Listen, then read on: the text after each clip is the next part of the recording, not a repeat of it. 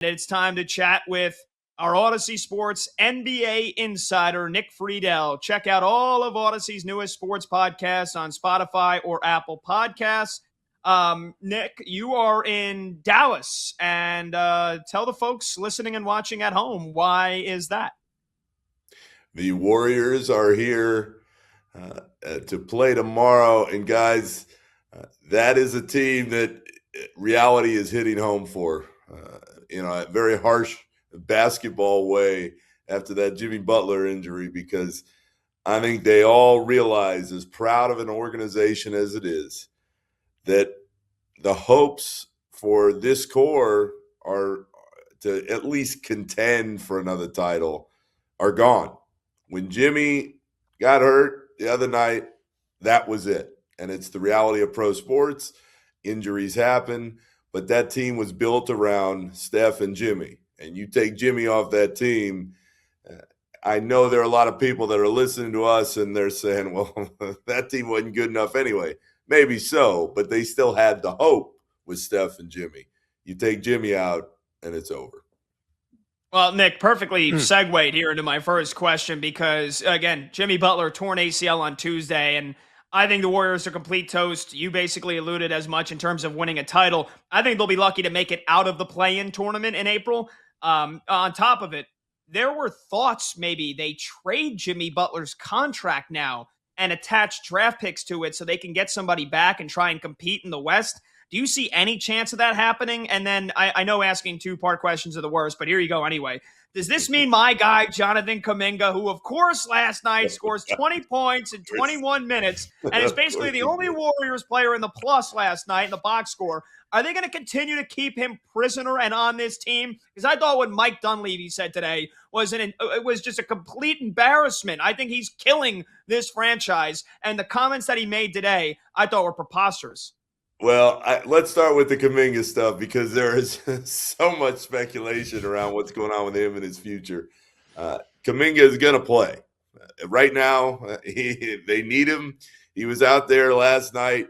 This dude is going to get his opportunity to show whatever he'd like to the rest of the league. So that part for sure. I think as far as Dunleavy's comments go, I've been hearing from a lot of people around the league who are like, oh, man, I can't believe he said that publicly. I think it just shows the frustration that has built up in time between the front office and between Kuminga and his agent, Aaron Turner. No matter what side you're on, what I would say is I don't think Dunleavy giving that quote or Turner then sending out a tweet talking about the value of return, that's not going to do anything. If you believed in Kuminga as an NBA team, you believed in Kuminga and have for a while.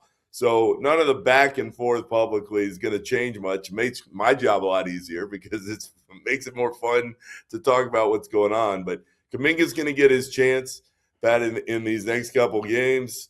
He's going to do whatever he does with it. The issue with Kuminga has never been talent. Everybody agrees that it's there. The issue is consistency. So if he can string a whole bunch of games back to back to back together, then I think there will be maybe a little bit more interest throughout the rest of the league. As far as Jimmy's future and trading picks and all that, Dunleavy said in part last night that he doesn't believe in trading the picks, especially the post-Steph picks years from now, unless you're getting another major player in return. The player that the Warriors fan base wants desperately is Giannis. What I would say to you guys is, look, you could throw Jimmy's slot salary cap-wise into a package that includes a zillion first-round picks and Pods and Moody and whomever else you wanted to put in there. How much better are you with Steph, who's about to be 38, Giannis, who will then be 32, Draymond, who has struggled at times this season, and not much else than you are right now? That would be what I would say. And I know there's so much frustration within that fan base right now because of what happened, but they won 4 titles. This is a hell of a run. So as mad as people are, I would say go back, watch your DVDs, get on YouTube and check out some of Steph and understand that you still get to watch Steph Curry until he retires. Yeah, I thought you were for sure going to go like Laserdisc, maybe a little Blu-ray, something like that. I mean, straight DVDs. I love it, Nick. Nick, we're going to, only appropriately since you're in Dallas, let's go with a Western theme here. And let's talk about a game that was a big one last night as Houston dismissed Wemby in San Antonio in a tight one, 111 and 106. I mean, the Rockets and Spurs, barring just epic meltdowns, are going to be in the postseason. In your opinion, which of the two possesses the biggest threat to the OKC Thunder? I would take Houston in that regard, Brad, because I think that with Ime Udoka getting that team prepared, especially in a playoff series, defensively, he would have them ready to roll. And I know I may be in a minority here, but I believe in Kevin Durant still. And I know people are on both sides of that fence. They go, oh, no, it's over. He's not the same player. You put KD in a big game or in a big series that you need to win, I like my chances. So I know that Wemby has had a hell of a year. We haven't seen what he's been able to offer, and certainly he's going to grow with more postseason experience. Great. I don't think the Spurs are ready for that yet. So in that regard, if you were making a pick between one of those two, give me Houston. All right, love it. Nick, again, Western theme. Let's talk the Portland Trailblazers, shall we? Because they've quietly won 8 of their last 10 games, reaching 500, standing at 22 and 22 overall in the season. According to Basketball Reference, Portland has a 32.8% chance of making the playoffs. What say you? Does Shaedon Sharpe and company make the second season, or is the recent surge nothing but a mirage? I think it's still a little mirage-y. I like what they're putting together. Danny Avdia has had a heck of a nice season when he's been out there. I think the biggest key for Portland is they've finally gotten away from all the Chauncey stuff. That was such a cloud hanging over the organization to start the year, something we really haven't seen before, certainly in the NBA. Tiago Splitter deserves a hell of a lot of credit for getting them focused on just playing again. That team, when you watch them, they are long and athletic, and it seems like they're building correctly for the future. As far as this year with the postseason, though, I would still be hesitant. We are talking with Nick Friedell here on BetMGM tonight, Westwood One Sports. He's Brad Evans on Pat Boyle. And, of course, on the line is Audacy Sports NBA insider Nick Friedell. Check out all of Audacy's newest sports podcasts on Spotify or Apple Podcasts. Nick, I'm waiting for my Knicks to wake the hell up, but I don't know how long this can continue. They're about to tip it off with the Nets here in 20 minutes. And, of course, my buddy, one of 13 Nets fans out there, Evan Roberts on WFAN, said today, they'll fire Mike Brown if they lose to the Nets tonight. I don't think that'll happen, but we are 7 months removed from them firing Tibbs, and I thought it was the right decision. But, man, what the hell is happening to my team? We floated trading Cat last week when you were with us. I'm starting to think more and more there might not be a big move for the Knickerbockers. What's the latest that you're hearing on them? Pat, I go back to you built a team around Tibbs and Tibbs players, and then you fired Tibbs. I understand it. I lived it in Chicago, but this is exactly what I figured would happen. Maybe not so soon in the year, but you built it around one guy, and then you take that one guy out and you go, all right, well, it'll be better now because he's not there yelling at people and using guys so many minutes. I have seen this story several times now. I understand the frustration of the Knicks fan base, but as far as a move, to your question, I don't see it. I think the whole hope was that Mike Brown could take the Tibbs guys and make something better than what we have seen. And what has happened is they have really regressed off that NBA Cup surge that they went through. So I don't think all is lost for the Knicks right now. Every team, no matter how great they are, goes through some kind of malaise in the regular season. The problem is that when you look at the way it's coming together, you go, oh, there are some real flaws here. I've never believed in Karl Anthony Towns as a championship-level player. I don't think he is going to be a guy that you can count on night after night in the postseason. Brunson, for as good as he is, when he's not out there, we've seen what happens. And even when he is right now, he can't seem to get everybody back on track. The key for them was, can they win a title with a new coach? And I just don't believe that's going to end up happening. I think it really feels like once the postseason starts, they're going to end up taking a step back.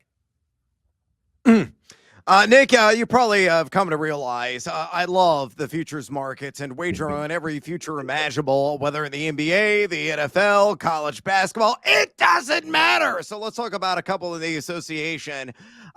There's two races that are tight. We talked about one last week, and the clutch player of the year market. The NBA coach of the year market also is Tizite, my man. Right now, the front runners are JB Bickerstaff of the Cleveland at plus 125, Mitch Johnson of the Spurs at plus 350, and Jordan Ott of the Suns at plus 375. Who gets your vote? I would take Bickerstaff. What he's done with that team and his ability to put everybody together in Detroit there, he has got them believing in finding a way to win every night.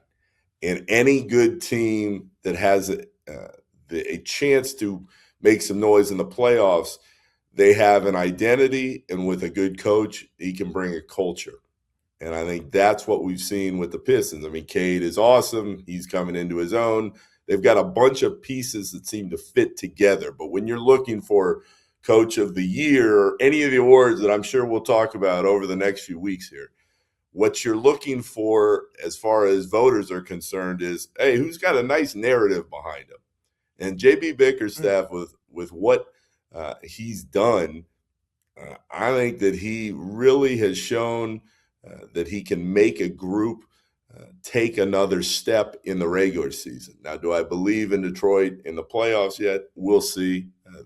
I know they faded out to your Knicks the other a few months ago, but I'm not sure what to make of the top of the East going into the biggest of games. But that's not a playoff award. That's, hey, who can get this team going through 82, and what the Pistons have accomplished given how far they've been down for seemingly so long.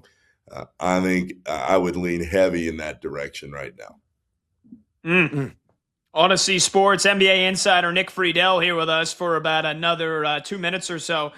Nick, finally, Jayson Tatum is in the midst of trying to return from his torn Achilles last season versus also my Knicks in the playoffs, a series that the Knicks would have won regardless of what happened with Tatum. But all of us, it seemed unbelievable in the fall. Now, an hour-long workout on Monday in Detroit, it feels like it's a matter of when, not if, Jayson Tatum returns this year. Do you worry that the Celtics superstar is trying to come back too soon, though? Or do you think that, I mean, he's got to trust his body, and if the medical team clears him to come back in April, then it's all systems go? Guys, I've been covering the league now for almost 2 decades, and what I would say as it pertains to not just this question, but any injury is the player has to feel most comfortable within his own body on the floor. So if Tatum is out there in front of the cameras, clearly he wants it known that, hey, I'm making my way back in rehab and I'm feeling really good about where things are. If he continues on this path and he is cleared and he feels comfortable out there, go for it. And what that means for the Celtics this year, we'll see, because I don't think anybody thought that they would be not just in the position that they're in, but having the chance to maybe make a little noise themselves in the postseason. But specific to Tatum, if you feel good about what you're doing and you feel good about the rehab that you put in, especially with that kind of injury, so much of it is mental. Physically, if he's cleared, mentally, if he's feeling good, send him out there. Okay, Nick, hey, we appreciate your time, man. Enjoy Dallas, because it's going to be hell on earth for you when you got to go to Minnesota next. Don't get hypothermia. Make sure you bundle up. It's going to be brutal. Appreciate the time, man. Enjoy the rest of your week. I've got the layers, guys. It's always great being with you. I'll see you next week.